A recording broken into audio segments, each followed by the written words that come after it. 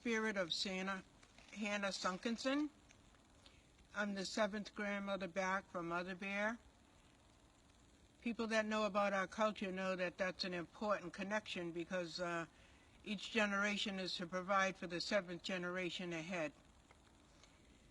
And being spirits, we can come into any of our descendants as long as they honor us, and Mother Bear honors me, so I'm more than willing to help her out anytime. And it's not because she has a weak mind like some of her cousins will tell you. And a lot of your ancestors are willing to come in and help you if you invite them in, and as long as you honor them. The last time I was here, I spoke to the people without color and informed them that it was time for them to assimilate. I want you to keep working on that. It's going to be good for everybody. But today I'm here to talk to my own people. I'm here to tell you it's time to decolonize your mind. You've taken up too many of the other people's ways, and it's thrown you off track. First, let me tell you, every day is Thanksgiving Day. Starting with, I woke up this morning, thank you. The whole purpose of life is to be in a constant state of thanksgiving. I know that a lot of our young people are confused and angry and discouraged.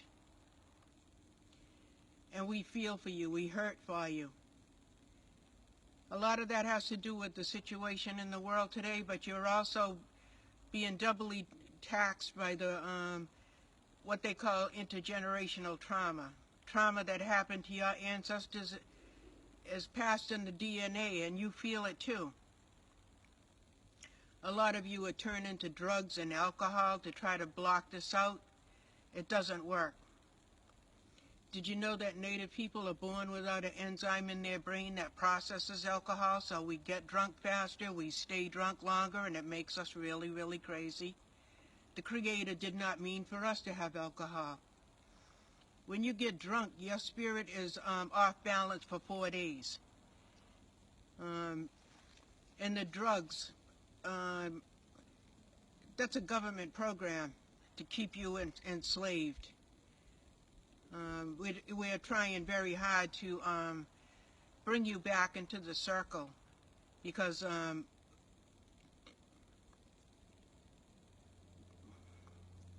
when we lose so many of you, it really hurts. Some of you are crossing yourselves over, and it's the worst pain we can feel. We're going to love you back into the circle, and you'll be happier, and you'll understand that that was not the way to be. A lot of you also so colonized that you're using the N-word a lot. Do you realize that there was an agreement made between our people way before the people without color got here? The black people agreed that they would sacrifice and do the slavery thing for us, or we would have been completely wiped out. We owe them such a debt. Don't be caught up in American racism. They don't want us to unite and be together because they're afraid of that we'll treat them the way they treated us. We're human beings. We could never be that thoughtless, and we don't have to worry about that, because from the way things look, they're going to self-destruct. A lot of them are spinning out of control. We're not even going to have to do anything. We might have to put a few of them out of their misery, but for the most part, they're going to wipe themselves out because of their greed and selfishness. And that's another thing. If you have a lot of money and you're out here buying fancy cars and buying a lot of material things, and your people are suffering and you're not helping them, you're always going to be poor in spirit. It's not the way. Material things can be taken away in an instant.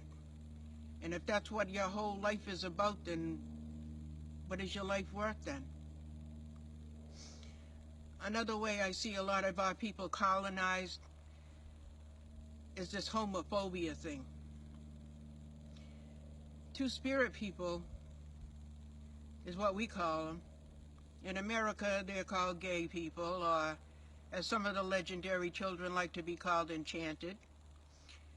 But to us, two-spirit people were held in high esteem because they had the spirit of both men and women. Our philosophy is, as long as you ain't hurting nobody, you just live your life. And that goes for you heterosexuals, too. I don't like to see our people confused and mixed up and not knowing which way to turn.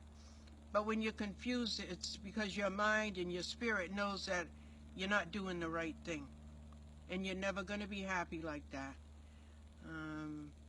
We've always been loving people, generous people. And that's the way the Creator meant us to be. I know a lot of our people are Christians. We've always been brought up to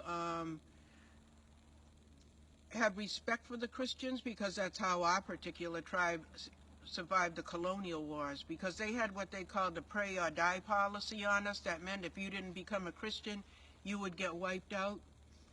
Our tribe said, okay, we'll be Christians. We went to their church, but we still did traditional things in the woods where they couldn't see it.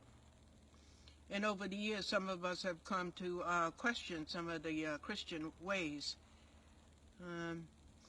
And I just have a question for some of our Christian tribal members. If God knows everything and doesn't make any mistakes, there's a reason why God put the different colors of humans where He wanted them. And if He's going to send His Son back to check on how things are going, what's going to happen when those people are not where they're supposed to be? Just something to think about. So my main message today is decolonize your mind and think about what you're doing. As long as you ain't doing nothing wrong, then you don't have to worry about what other people are doing. I'm sure you got some business of your own to mind. Have a happy day.